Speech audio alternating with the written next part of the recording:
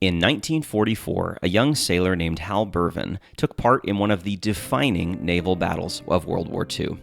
While serving aboard the USS Gambier Bay in the Philippine Sea, he was startled from bed by the announcement every sailor dreads: "We're under attack." Despite his being like a surrogate grandfather to me, I don't recall ever hearing Hal recount his harrowing experience aboard the USS Gambier when it came under enemy fire during the battle off Samar, and ultimately sank in the Philippine Sea. Being an active, extroverted man, not necessarily inclined to sit and write, I don't know that Hal kept a personal written record of that experience. Fortunately, in 2013, a local news organization took the initiative to interview some of these elderly veterans, including my neighbor Hal. While sitting in his wheelchair alongside his oxygen tank, my elderly friend recounted the whole affair with his characteristic enthusiasm and flair for storytelling. He described being woken by the announcement that they were in danger, being disoriented by black smoke and chaos during the enemy attack, and hearing the captain give the order to abandon ship.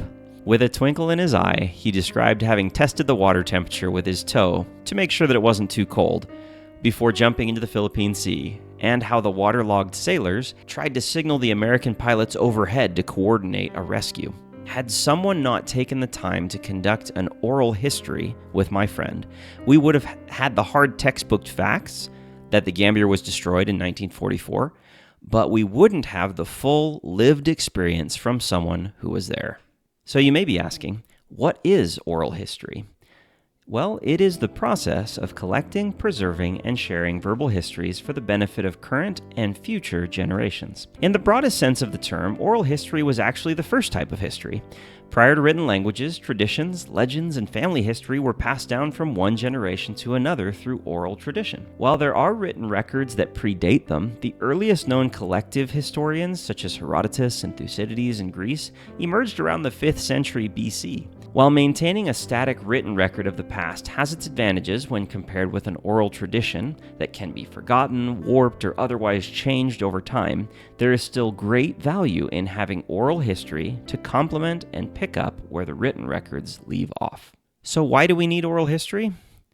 Well, it's been said that history is written by the victors, since they control the official narrative. Oral history is a tool to help us hear all sides of the story. For example, imagine what we might learn if we not only heard that Jews were imprisoned in concentration camps during World War II, but if we actually heard one of their first-hand accounts, or that of their non-Jewish neighbors watching it happen, or even the perspective of a Nazi guard at one of those camps. Oral history helps to democratize history by giving voice to anyone and everyone willing to speak up and share their story. It helps to give voice not only to members of the dominant social class, but also to minority groups, to celebrated leaders, as well as unsung heroes, to men and also to women, to the young and the old, both the literate and illiterate, to the winners and the losers. Everyday people whose lived experiences of certain eras, events, and areas offer a one-of-a-kind lens through which to see the world.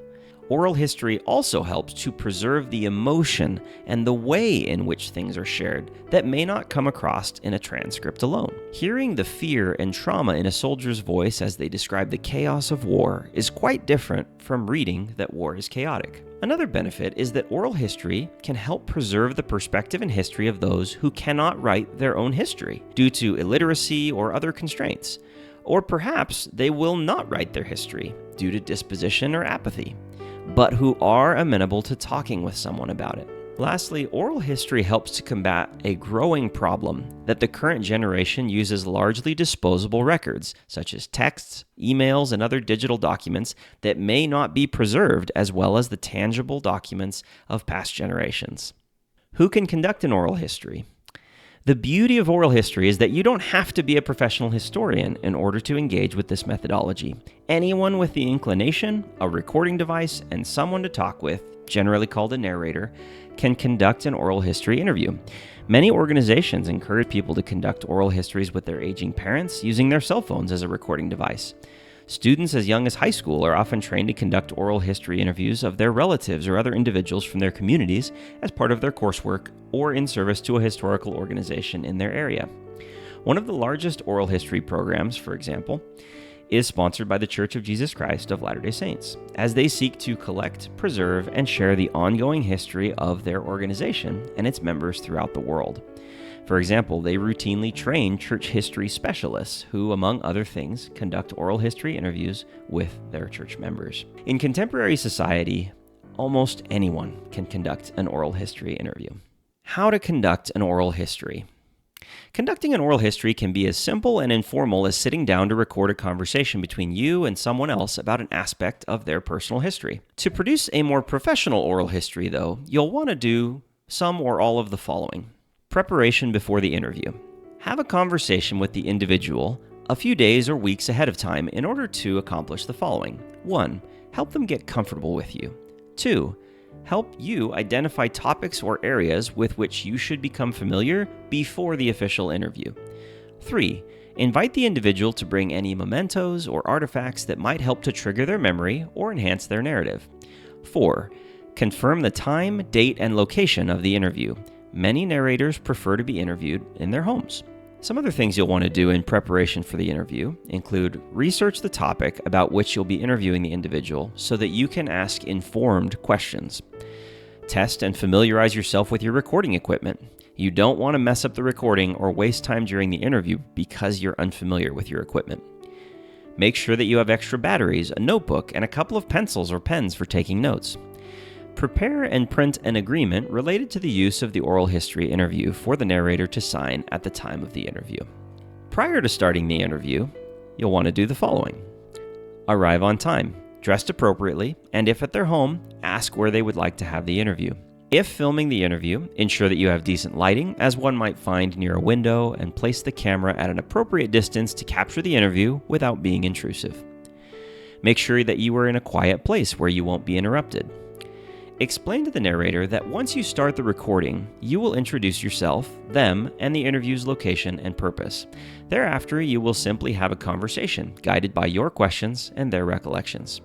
Describe how you will occasionally write things down as they're talking, simply to remember things they've said, or to make a note of things that you'd like to ask later in the conversation, so as not to interrupt them. Explain that you may occasionally ask for clarification or spelling of names, locations, or events. Lastly, assure the narrator that if they feel uncomfortable sharing something, or if after the fact they would like something struck from the record, that is perfectly okay. During the interview, you'll want to first introduce yourself, the narrator, the date and location, as well as the purpose or topic of the interview. Start with some easy questions to get them to open up. Ask open-ended, non-leading questions. Listen and don't interrupt. Be flexible with the flow of the conversation. Don't be afraid to go off script or go out of order on the questions you've prepared. Be attentive to the energy level and interest of the narrator to know when to wind the interview to a close. And always allow them to provide any closing thoughts. After the interview, turn off the recorder. Thank them for their willingness to participate and share their story. Provide them with a timeline in which they will get a copy of the interview and/or transcript. Back up the digital copy of the interview and transcribe it. Then make the interview accessible to as public or private an audience as the narrator granted permission. This may include sharing the interview with the narrator's family, or even donating it to a local historical organization or other relevant institution. How can oral histories be used? Oral histories can be used in conjunction with other types of primary and secondary sources to provide a more complete and perhaps more personal picture of the past. Once transcribed, their utility and searchability increase exponentially. For example, they could be cited as part of a research paper, included as part of a museum exhibit or documentary, or be stored and accessible as part of an oral history collection on a particular subject.